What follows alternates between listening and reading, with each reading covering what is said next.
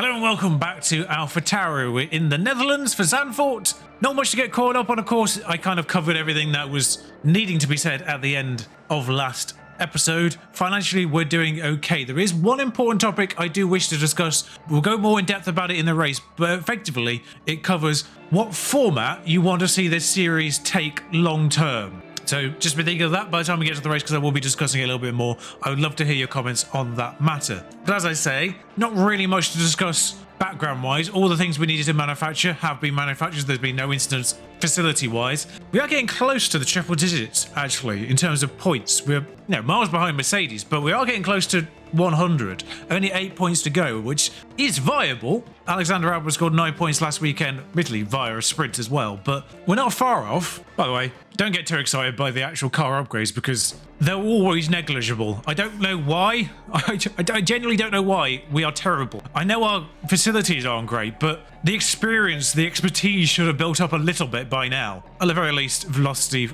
acceleration and DRS effectiveness-wise, we are pretty solid still. So straight lines are good. Zandvoort's not a good one for that. Monza should be fun. We just got to cling on and hope for 5th long term, really. But it is a normal weekend at Zandvoort, no sprint. So I'll see you for qualifying. After 3 rounds of practice, back to normal. Practice held no issues for anyone, as actually far as I recall. I don't think anyone crashed or had an incident at Zandvoort, which is a massive toe down from last year's game. Can't remember how dangerous last year's race was in this game, but the difference in carbonology is the suspension that we could afford to give to Alexander Albon. By the way, moderate rain race at Zandvoort.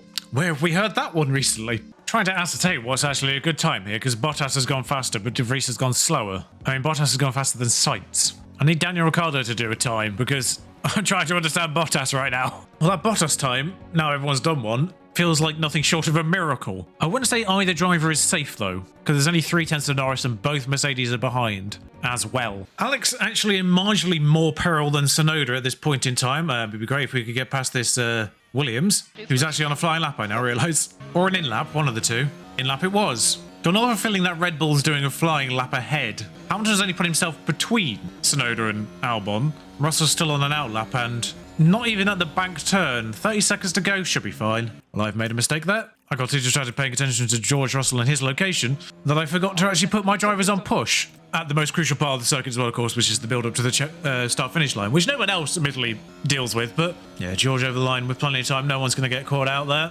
Norris goes ahead of Albon, but still behind Tsunoda, which is crucial. Tsunoda might actually be fine. Yeah, 4 people taking the checker flag already behind. Ricciardo's on an in-lap, Norris is on an in-lap, so he's also done. Russell and Piastri on flyers. So 1, 2, 3, 4, 5, 6 people guaranteed slower than Yuki. He can actually come in if he's not actually gone faster. He has in the first sector. Alex hasn't gone faster, but we'll bring Yuki in because I'm trying to save the tyres as much as possible for Q2. Yuki can only be at worst 14. Oh, nice little toe from maybe that. Alex has somehow gone slower on fresh tyres. Basically, we just have to pray that Piastri is still slow because Russell... Oh no. Russell's also just slipstreamed a car to the line. Alex, how have you done that? You have the better car. Oh, glad I saved his extra tyres there, though. Well, I suppose the only silver lining there is it does make the sponsorship bonus of gaining places in the race possible. And before anyone says it's because I forgot to do the thing when they started their lap, Yuki still went faster in Sector 1 despite that. There's no excuse for going slower in Sector 2 either,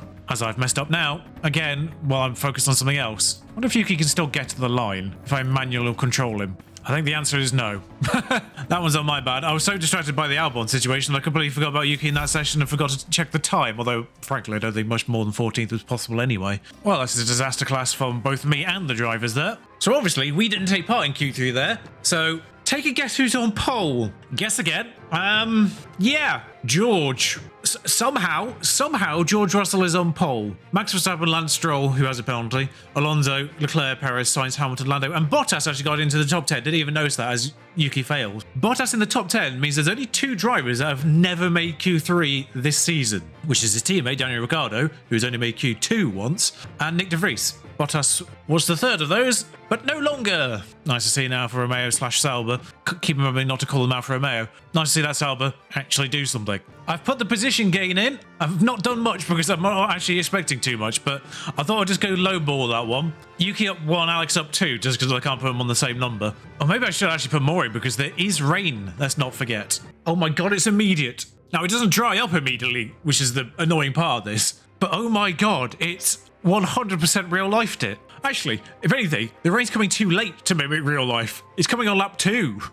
Or during lap 2, I should say. It'll be here by lap 3. That's obvious. It's never heavy rain, so I don't think it's ever going to tip into wet. So I'll just arbitrarily stick another intermediate in the middle, and then I'll stick another soft at the end, because it will dry up about there. I don't think we need to pretend that's not going to be anything other than that. I kind of always want to put the used one at the start.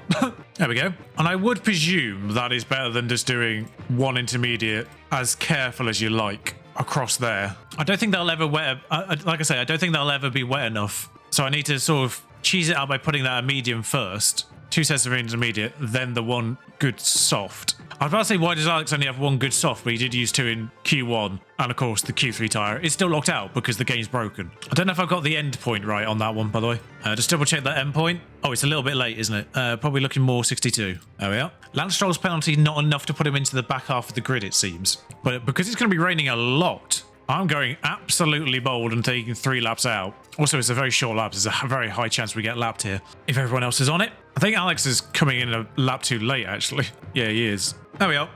Let's deal with a wet Zandvoort. Flipping heck. The drivers are ready and the crowds are waiting. It's the Dutch Grand Prix. And it's lights out and away we go. So George leads the way off pole from homeboy Max Verstappen. Albon's already gained one of those places he needed to off the line. In fact, he's actually going for Yuki Tsunoda next and has him. That's why I didn't put Yuki. Oh, Sainz is at the back. What's happened there? That's why I didn't put Yuki's bonus up more than one place. So Sainz just kind of shoved out. I think he might have got going. I don't know.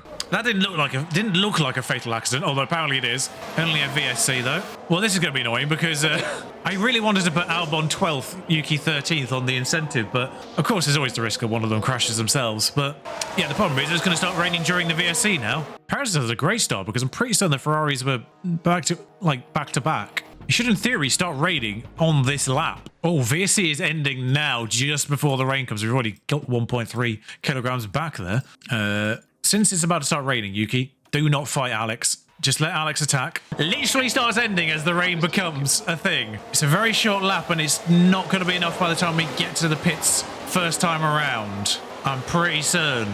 Albon's race engineer telling me he's got an Alpha Tauri behind him. That's called his teammate. Pierre? That's Hamlin's first name, isn't it? Pierre, yeah. Come on, Alex, make it stick on Ocon. It's going to be 0.3 as we get to the start-finish line. There's an argument for Yuki to go first just because of the double stacking anyway. It's 90 meters.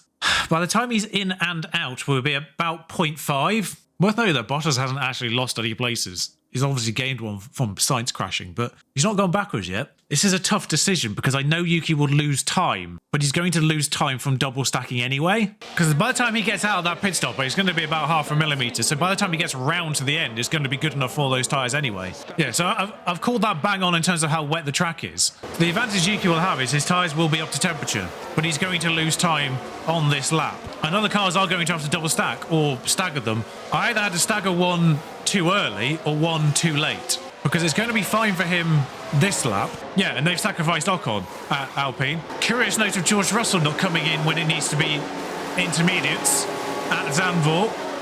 Art imitating life there as everyone comes back out again as Albon's gained a whole bunch of places. I was not paying attention to those pit stops, and Tsunoda's actually done better out of that than I anticipated. Tsunoda's still with Gasly and his tyres are up to temperature, crucially. I mean, if anything, they're too hot. So I don't really know how Alex got that many places. Because he also got Norris and Bottas and Magnussen. In fairness, Gasly got Norris, Bottas and Magnussen as well. Because they were running 8, 9, 10. But now all the people who stayed out are coming in, which was obviously foolish on their part. So Perez and Alonso seem to have had enough to come in and come out still up the order. But we've done sensationally out of that. Albon's running 4th, Tsunoda's running 9th. But as both drivers are in the top 10 now, I do want to start discussing the thing I wanted to discuss, which is the format in which this series takes from Season 3 onwards, really. Obviously, I'll maintain the one Grand Prix per episode for the rest of this season, because it'd be weird just changing halfway through, but Norris finds Tsunoda there. Because we have reached that part of the series where obviously the viewership levels have sort of leveled off to you dedicated folk who check in week in, week out, but you know what I mean, day in, day out. And it becomes a little bit more daunting for new people to come on board at this stage. So what I'm thinking is obviously there's 3 options. Right now, this one race per episode, 4 days a week, suits me perfectly. Like, it's working perfectly fine for me. But I understand that there's probably a little bit of a desire to get through these seasons a little bit quicker, because let's be honest, we're halfway through season 2 and it's September. It's going to be another 2 weeks after this week until we finish season 2 at this rate as is. And I have to compare it to the Football Manager content that's come on this channel before now, because you kind of think about that, and typically you do about 8 episodes per season on that, so it kind of takes roughly around 2 weeks per season in Football Manager to get a full season done. So if I could replicate 2 weeks per season here, because this is more to the point, this is looking like it's going to be a much more grindy road to glory than it was on last year's game, where you could typically get towards the front within a season or 2. There does appear to be a lot more challenge to this one. It is going to be a little bit longer. The bit that concerns me is I don't want people to miss out on the big milestones, because we've had the first podium, but we've not had the first win. And I don't want people to miss out on the first win, which could happen if I sort of only check in every now and then race-wise. So there is the option of checking in basically every 3 or 4 races. There's also the option of just covering just the races and then doing like 2 or 3 races in one video at one time. Because at the very least, if I did 2 races per video, just the races and then just glossing over qualifying as well, then we get through a season every 3 weeks. Which isn't too bad. Or if I did just 3 races plus sprints, I would still include the sprints, then I'd get through a season every 2 weeks. And that would still allow you to see every single race. So there's a few options out there. Obviously, if I did 3 races per episode, the episode length would still end up being a little bit longer than it is now, and it'd be a little bit less sustainable for me. So what I might do from season 3 is 2 races per episode, and just do the races and ignore qualifying. I need to work out what to do with these tyres, because right now they don't seem to be having the pace that they should be having, because Tsunoda's going slower than Norris. So I'll see what 4 with no curbs does. Unfortunately for this race, it is going to get a little bit semi. Now, 4 with no curbs actually does seem to be faster, because he's pulling away from Piastri. Now, it could just be the case that Piastri stopped pushing, and he was before. Oh, Bottas is not in the top 10 anymore. I just realised because of all that shenanigans. But Tsunoda does appear to now be closing on Norris a little bit. It isn't a track that suits us, of course. This is a downforce circuit, which is obviously the ones we're not good at. Bottas now actually just... Bottas is unbelievable. They just got a bunch of upgrades that stock them all on Bottas. Now, the only problem with that is it does still seem to be overheating the tyres dramatically quickly. So I think we'll stick it on the old classic, just to keep the tyre temperatures in range. I just want to show this, though. Well over 10 laps later, after switching on to these intermediates, Albon's still fending off Charles Leclerc, and has effectively guaranteed a Verstappen, Perez, Alonso podium, because he's miles slower than them. And yet... I say he's miles slow there. Alonso's actually lapping not that much faster than Albon right now. If anything, we're about to be joined by Gasly, who is lapping relatively quickly. But yeah, that's happening. This might be a really short recording because not much is happening now. Oh, tell a lie, Russell's actually got through Gasly first before joining our party. In fact, they're not even keeping up. Russell got the fastest lap in before the rain came, but it will be dry again at the end of the race. So there will be another opportunity for fastest laps at the very, very end. But must be said, though, of course, 4th will definitely get us over 100 points total. Because that's, what, 12 points? I mean, even 10th is... Perez is pitted on lap 25. Are they doing... We can come off a void for a while, because we were actually trying to do this as a two inters. I don't think even 1 inter will get there, because we kind of showed what even conserved did, so it's not going to get there on 1 inter. But we can certainly burn the tyres a little bit. Put it in, like, do a few good laps here. Well, going really aggressive on them, actually completely melted them. But I think if we just go a little bit more conservative to the lap that we actually wanted to pit on, and then slamming the tyres on that lap. Now, there's obviously enough of a gap between the 2 drivers that we can pit them on the same lap now. And Albon's still holding Perez behind now as well. It's a bit sad there's not been an overtake. I mean, I'm sure we'll get one eventually, and everyone will pit by the looks of things. So we'll have the benefit of brand new fresh inters while other people have... I mean, Russell's just gone, but, you know, Perez is on 80%. We've got the fuel back as well, and it's still going to rain for a lot longer, so we'll push that fuel now. Apparently, I've messed up there with Yuki and gone 1 lap too late. Albon's come out directly behind Yuki there, so we're going to have to let him through. I think Russell's just overtaken Yuki, so we have lost out to Russell in that pit stop. But Leclerc's 5 seconds down. But as long as it rains, we can continue pushing that fuel. Like, we can push the fuel for half of this remainder of rain, which is what, about lap 46, 48, somewhere around that ballpark, and then just come off the pushing of the fuel, and we'll recover that fuel by the time it gets to dry. And so Yuki's in, Stroll's in. I suspect there's some people down there who still haven't pitted again. So this shouldn't be too detrimental. I've got a feeling he's lost out to Magnussen. No, Magnussen hasn't pitted. Okay, most people still haven't actually pitted down there. He's lost out to Bottas and De Vries, apparently. But he's got 20% better tyres than them. And they are directly ahead of him on track. We might actually get an overtake from him then. Come on, Yuki. I mean, I want you to be aggressive here, but I also don't want you to crash. There's no DRS, of course, which is a problem. But you should have good acceleration out of these corners. You might not be good in the corners, but you'll have great acceleration out of them. Of course, there's also a lot of people who haven't pitted again for a second time. Also, that is, I think, the highest the rain gets. Yeah, it is. So, guaranteed never wet. Yeah, so Alex has lost George now, which is a shame. So if we just gather a bit of charge to then maybe make an attack on De Vries. We've all got stuck behind someone going very slowly here, which I think is Magnussen, who's yet to pit still on 33% tyres. He is not getting to the end of this rain on those tyres. Norris is pitted, Ocon's pitted. They've come out well behind Albon, who's now up to 5th, by the way. Leclerc has joined Albon again. We could probably let him attack for a couple of laps now. And we've actually had an overtake. It's against one of our drivers, sadly, but we're lap 40-something odd here. We've actually had an overtake involving one of our drivers that wasn't on lap 1. I think Alex got a couple of the Alpines after the VSC restart, but that was it. But yeah, Yuki, if you could go all out now, nab Nick De Vries maybe through the carousel, as it's known, I think, or out of it, because this is a good spot for our car. Get that acceleration, get that drive, get on the inside through this multitude of right-handers, and that's one place taken. Lovely, legitimate overtake. Sticking it to De Vries in the process is always handy. I'll leave it on deploy because there's an opportunity going into this couple of corners here. I'm intrigued to know where Verstappen's going to come out now because, okay, Verstappen's pace was such that he still came out 10 seconds ahead of Russell, even though he stayed on those soft tyres way too long. I think Magnussen's probably going to come in this lap as well. I'd be surprised if he doesn't. There we go. Now, you can't deploy this time, Yuki, but have a go at Bottas? No? Okay. Gotta get this tyre temps down again. Otherwise, the tyres will just melt. There's a VSC. Yuki's engine has just tipped over. Gasly's out. 2 secs. There's been a crash. Sorry, did he just 2-sec me? What's he done here then? Oh, just spun off there. Yeah, I can see why that's the VSC. Alpine out of the points for that one. And Bottas hasn't... Wait, Bottas hadn't pitted. Wait, are they 3-stopping Inters? Some of these drivers. Because Bottas has already pitted twice. What are they doing with him? By the way, I'm pushing this fuel. It's still only minus 0.2. Yeah, Paris has just pitted again. There's people who went early onto another set of Inters. Oh, of course, it's a VSC. That's why he regained fuel there. Actually, it's not a bad time for Paris to do that if he was planning to do that under the VSC. But Alonso is leading from Verstappen because Verstappen pitted way late onto the second set of Inters. So we're over on fuel now. We can probably just burn that for the rest of this wet stint because it doesn't go down that quickly. All right, so what's our representative lap times right now? De Vries is going faster than us. Why is De Vries going faster than us? Norris is 7 seconds behind Albon. I'm not too concerned, but we'll let him get the tyres up again. Come on, Yuki, make it stick.